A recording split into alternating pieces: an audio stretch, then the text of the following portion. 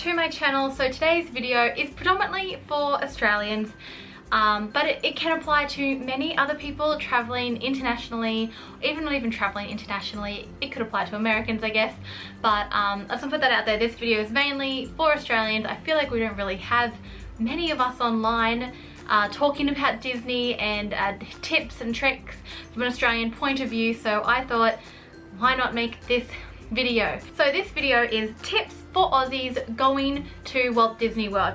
Now, some of these tips have nothing to do with Walt Disney World, but just more to do with traveling to America and as a whole. So just keep that in mind. They're not all specifically Disney World related, but I'm like, they're good things to remember, consider. And as always, if you are an Australian, or maybe you aren't an Australian, you are anyone in the world from anywhere, please leave your tips below. I find those tips really helpful. I like seeing what other people do and all that sort of stuff, and maybe there's stuff in here that I haven't considered. Let's get on with this video. If you are Australian, I'm not too sure about the rest of the world, but us Australians, we need an ESTA to get into America. So it's like a visa. It's called an ESTA. There is a particular website you have to get it from. There are a lot of they're not dodgy websites, but they'll charge you like 70 bucks to get it, and they like do it on behalf of, like, they'll go get it for you type thing, so they charge you 70. The normal price is like 14 or 15 US dollars. If you were paying any more than that, you have found the wrong website. I'm gonna leave it linked below so you can go easily find it. I got this from the Smart Traveller website, which is a brilliant website for traveling anywhere across the world for Aussies to go use. But yeah, we definitely need an ESTA. Now, these can take, I think on their website they say a couple of months, like a month or so. However, normally I find mine is approved within 48 hours, and they do last for 2 years. So that's something to consider if you're visiting America often. You might not need to get another one all the time. You just need to check out the requirements of your ESTA. Like, I think you can't stay no more than 90 days in a year, I believe. That could be wrong, but just check those requirements. But as one thing us Australians need to go to America is you need an ESTA. Next, shop around for your park passes. There are a lot of third-party sites like Undercover Tourist, and oh my god, there's probably like Mouse Saver, I think, is one. There's heaps that you can buy tickets from. You can buy direct through Disney World's website. You can do what I've done this year. I have brought tickets from a UK travel agent, and that saved me money. So definitely shop around for your park tickets. Don't just go through the Disney World website. Sometimes it can be the most expensive. Us Aussies also have to consider the exchange rate, which isn't great for us, like, ever. So that is another thing you really need to consider, and you might be able to find it cheaper shopping around. You also need to consider, if you're looking at staying 2 weeks or more, you need to start looking at maybe if an annual pass is worth it. Definitely, like I said, compare those prices and you'll be able to figure out if it will be or won't be. But I do know a lot of people who have, because they've traveled and they're staying there for like 3 weeks. Some people stay there for 4 weeks. My god, could you imagine 4 weeks at Disney World? So for them, it completely made sense to buy an annual pass instead of 2 14-day passes. So that is definitely something to consider. Do your research and shop around for those park passes. One thing I want to mention, even though this is specifically a Disney World video, first of all, Australians don't get any special park tickets for Walt Disney World. However, I haven't bought it, but I'm a part of a few Facebook groups, and a lot of people I have talked to on there have. You can get a special 10-day pass into Disneyland. I believe this is only for Australian and New Zealand residents. I could be wrong, but I know a lot of people have got this pass and they get it through Flight Centre. So just a tip, if you are going to Disneyland, that might help you. You can get a 10-day pass for there. However, there is nothing in existence from what I've done in my research for Australians for Walt Disney World. So if you do know, please let me know below. But otherwise, like I said, I had to book through UK people to get a 14-day pass, because you can only get a 10-day pass on the Disney World website. Please get American cash out before you go to America, especially small notes. Get as many $1 notes and $5 notes as you can. I often find it's wise to pre-order your money instead of just turning up at a currency exchange and saying, hey, I need $21 notes, because they're gonna be like, we don't have that. Whereas if you pre-order it, they can order that money in for you, so you're more likely to get those small notes, and you are gonna need them because Australians, we have to tip in America. And I know us Aussies, we're not big on tipping. It's not in our culture, but it is an American culture, and these people rely on tipping to make money. They don't get paid as generously as we do here in this country. So please, please, please tip your waiters and waitresses, or your bell services people, or pretty much people, anyone who comes to sort of help you. Bus drivers, I mean, like if you're on coaches for like a tour or something, please tip them, because they really do rely on it. Like $1 goes a long way. So just, we got to tip them. Like I said, we're not used to it, but it's something to consider. You really do need to go get those small notes, $1 and $5, because yes, they're $1 are on a note, not a coin. Another thing, in case you've never been to America, it's a note, not a coin. Now, most of the time, okay, I'm saying most, but every time I have flown to America, I get 2 bags for 2 23 kilo bags. I've usually always flown, well, I've flown American Airlines, Qantas and Virgin, and this is just the standard. I don't know if you get this with all airlines. Like I said, I don't know if Air New Zealand does this. I would assume they would, but standard for Australians is, I believe, is that we get the 2 23 kilo bags. Now what I normally do is, last year I actually took 2 bags over. They were both half full and I filled them up. But previously in other years, because I've done more than just Disney World, like a cruise or visit other places in America before Disney World, I take 1 bag over that's, let's be real, I'm an overpacker, so it's like 23 kilos. But then I'll go buy a suitcase there. I will go to Walmart or an outlet shop and just find a cheap suitcase just to get all the stuff that I'm gonna buy home, because we do get those 2 23 kilo bags on the way home. This is when it's important for us Australians, if you are traveling all the way to Walt Disney World, get your flights on the one ticket. What this means, one, is if you miss a flight due to the other flight being late, it is the airline's problem, not your problem, so they have to sort it out and you don't have to freak out. It's actually on them to fix it. And 2, you get those 2 23 kilo bags the whole way through, including your domestic flights in America. If you booked separately, you would then have to pay extra for that luggage on that flight, in that domestic American flight. So that's just another benefit, especially when you're coming home. That's when we all need the extra luggage, right? So yeah, that's definitely something to consider. I will only ever book on the one ticket again. Now it's just so much easier. It just means that, hey, if something happens, it's on them. My bags come with me the whole way. I don't have to worry about it. Something I do, maybe you do something different, which is fine. Comment below, let me know what you do. Maybe you like booking separate tickets, you like living on the edge, but I did it once and then missed flights, and then it was my problem. Yay. Now, if you look on Smart Traveller, which I advise every single Australian, if you are traveling overseas, look on the Smart Traveller website. It is a website our government has put together. It tells you if it is safe to go to a country, it tells you what you need to go to that country, and it just tells you everything you may need to know about going to that country.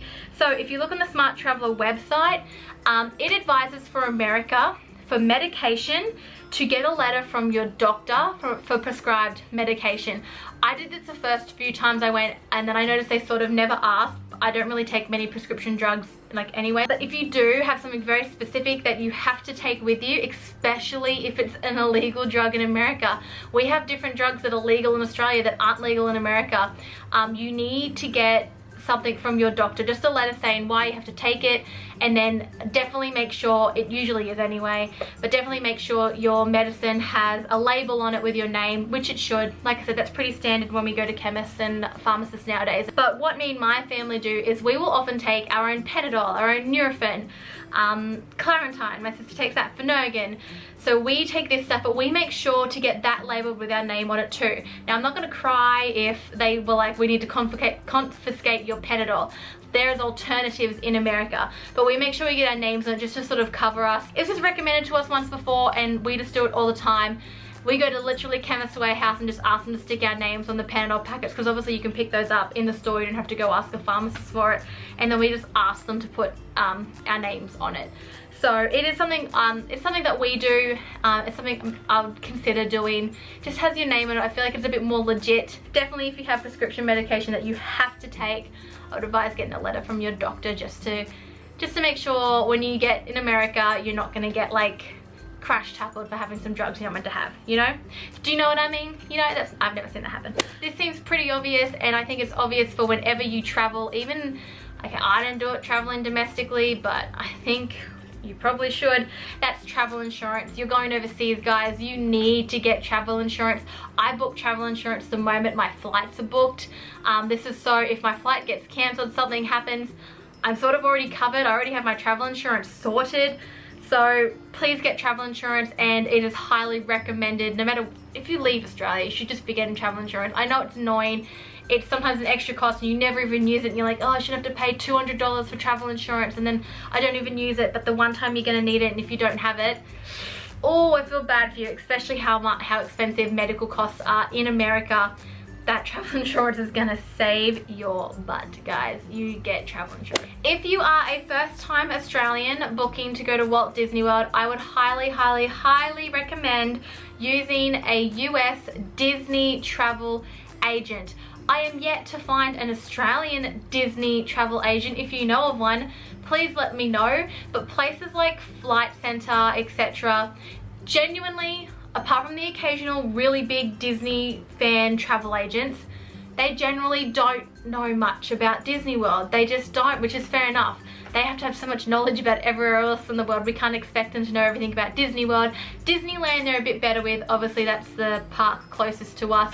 So I feel like more Australians travel to Disneyland than Disney World. Could be wrong. I do just know Flight Centre know a bit more about. I'm saying Flight Centre, there are other travel agents, but they're like the first ones that come to mind. They're actually who I used to book my flights through, that's why they're in my mind. But yeah, if it's your first time, find a US travel agent. They are free. Generally, the one I use, who I'm going to link below, her name is Jamie Ladd with Mickey World Travel. I found her on Facebook. She's amazing. We changed plans so many times, and then, you know, we've done so much to that poor lady, I swear, but she's always managed to get us a deal, which is absolutely amazing. So I'm going to leave her link below if you want to go check her out. I'm not paid to say this. She doesn't know I'm saying this. I'm just saying it because she's helped me and my family personally. But yeah, book through a US Disney travel agent. There are heaps online. You can Google them, you'll find a whole heap. You can Facebook them, you'll find them. Ask people for recommendations. I just recommend it. They know what they're talking about. They understand all the differences at Disney World. They know the ins and outs. They know when deals are coming. Trust me, just do it. Book through one of them. Don't go through an Australian travel agent unless they specifically are Disney World travel agents in Australia, which, like I said, please let me know about them because I want to know. I'd love to support my local Australians, but I don't think there are any. But anyway, yeah, that's definitely something I would consider. Next, it is a big trip to the United States for one. Just to get to the United States is a big trip, but then we got to go to the other side of the country if we're going to Walt Disney World. I always say a minimum 2 weeks in Orlando, Florida. Obviously this is unrealistic, some people can't, but like if you have all the time in the world and you can, just do it. You're gonna want rest days. You might want to visit other theme parks in the area. You might want to go shopping. Don't just say I'm spending a week there and I'm going to do all the Disney World theme parks and other theme parks and go shopping, because that's highly unlikely. You're not going to do all of that. There are 4 Disney World theme parks and 2 water parks and a whole shopping precinct. Boom, that's your whole week taken just at Disney World. So this is why I recommend 2 weeks minimum, so it gives you gaps. It allows you to do other things in Orlando, Florida than just Disney, and I just highly recommend it for us who are coming out all the way from Australia and traveling like, what is it, 25 hours about to get there. Do it if you can. Do it if you can afford it. You're not going to regret it. Deals with Walt Disney World. Australians don't get deals. There are no specific Australian deals that we get to go to Walt Disney World. I wish there were, but there isn't. So we have to get the US deals. We get the same deals that the US residents get. However, recently I have discovered that we can get UK deals. You just have to book through a UK travel agent. A few people in groups that I'm in have said they have done this. It has worked perfectly fine. I have not done this, so I can't say from my experience that it's worked.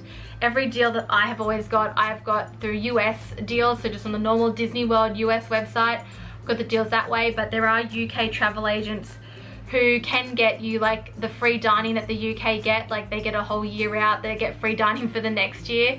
I'm always completely jealous of that, that they get that, but it's okay. Apparently Australians can get it if you do book through a UK travel agent, so that is something to consider. And this is another good thing, if you do just go through a US travel agent, as I mentioned before, a US Disney travel agent, they will then be able to apply US deals on when they come out to save you money on your room. So yeah, that's just something to consider if you're looking at deals. They're the only two options we can go. The same as what the US get, or you can book through a UK travel agent, not the UK Disney World website. Very specific there. You can't book unless you have a UK address as well and you live in Australia, then yes you can. But we have to book the travel agents in the UK. Something that I do, so because I'm going all the way over to Walt Disney World in Orlando, Florida, I have to get to the other side of the country. We got to land in LA first, or some people actually go to San Fran, or some go to Dallas, Texas. But I always usually go through LA, and I always try and land in the LA in the morning. I do this because then once you know, I land at 6 AM, 7 AM. My next flight's gonna be at 11. I'm gonna get to Walt Disney World in the afternoon. I find this good because then I just go, I eat, I shower, and then I sleep. I find it easier to get into the day there, because obviously for us, it is a completely like opposite time zone change that we're doing. Some people might find it hard, but that every time I've done that, I've been completely fine. I haven't had jet lag or anything, so that's just something that I do. Maybe leave your tips below. What do you do to help with jet lag when you go there? But that's something I do. I make sure I land at LA in the morning and then get one of those like mid-morning flights over to Orlando, Florida, so I get there in the hour or early night. Okay, coming on to the last ones now. I'm nearly done, I promise. Charging on your Magic Band. So Disney World has recently had some changes. Haven't experienced them myself. I'm going in 2 months now, so I'll be able to tell you when I get back. But I wanted to make sure Australians are aware of this. A lot of us will often use travel cards overseas, which is technically a debit card where you put money on it with US dollars, and that's what we use to spend instead of a credit card, because you're getting, you don't get those currency transactions like you do on credit cards because they're already in that currency. Anyway, Disney World has changed the charging on Magic Bands, doing that as if you can see there's no Magic Band on there. But anyway, so what I've heard they're doing is they're putting an on-hold amount of $100, but it's very hit and miss. For some people, it's for every $100 they spend, Disney's putting 100 on. So I've heard some person, they say they spent $400, but Disney were holding $800 off their card. Now this doesn't work for us people who are internationally traveling, who have those travel cards and only have a certain amount on there anyway. It means they're gonna hold money, then you technically can't spend it. So it's just something I wanted to bring up, something you have to consider, because credit cards obviously are a lot for us, so maybe we can't charge to Magic Bands anymore. I'm hoping Disney fix it. I'm still quite confused about completely how it works. I've just been doing research trying to teach myself, but it is very hit and miss, very completely different from resorts. Some people say they only ever get charged the $100 on hold charge fee thing. Others are saying they get charged like double on hold and then Disney give it back to you within like 14 days. That's not going to be helpful for us who need it like straight away. We can't wait 14 days for you to put our US dollars back on our card. So I just wanted to bring this up. There are plenty of forums and stuff online about it. Ask people in Disney groups if you're a part of it about it, what their experiences were. But I just thought I'd definitely bring it up because it's something to consider. Okay, and last but not least, this is for Australians. No one else is going to find this useful but us Aussies. So when you book at Walt Disney World and you stay on property or off property, we can book dining reservations and fast passes. But what time do Australians book? Well, here I am to answer that question for you. So if you can book dining reservations from October 1st, they opened up at 6 AM Eastern Standard Time online on the Walt Disney World website on October, so let's say October 1st is the date. That means for Australia, for me, on October 1st at 8 PM, I'm using Australian Eastern Standard Time because I'm in Queensland. So if you're in Sydney or whatnot, people who use daylight savings times or anywhere else, just figure out the conversion, the different time. For me, if it's 6 AM Eastern Standard Time in America, it's 8 PM for me. And in Australia, I can start booking dining reservations at 8 PM. So I thought I'd mention the time difference. And then for fast passes, you can start booking from 7 AM Eastern Standard Time, and which for me is obviously 9 PM Australian Eastern Standard Time. So it's the same day, so if you can do it on, like I said, October 1st, when it hits October 1st for you, you just gotta wait till the night time, you don't do it in the morning. So if it says you can do it from 7 AM October 1st, that actually means 9 PM October 1st for us Australians. Just so you guys can understand the time difference, I thought I'd put the times out there. The best thing to do is literally Google. I use World Time Buddy, and you can literally put in like where you live and Eastern Standard Time, and it comes up with all the times, and you can see like if it's 7 AM there, it's bloody, what's the time? 9 PM here. I forgot already. But that is like the best way. Just Google it, but I just thought I'd mention that in this video. So I hope you guys enjoyed this video. Leave your tips below if you have any Australian specific tips or international tips in general. Like I said, some of these are just very general traveling international tips, not specifically for Walt Disney World, but I just thought I'd mention these things and help a sister or brother out if they're going to Disney World anytime in the near future coming from Australia. So I hope you guys enjoyed this video. Be sure to give it a thumbs up, subscribe to my channel for more Disney content, and I will see you all sometime in the very near future. Bye guys!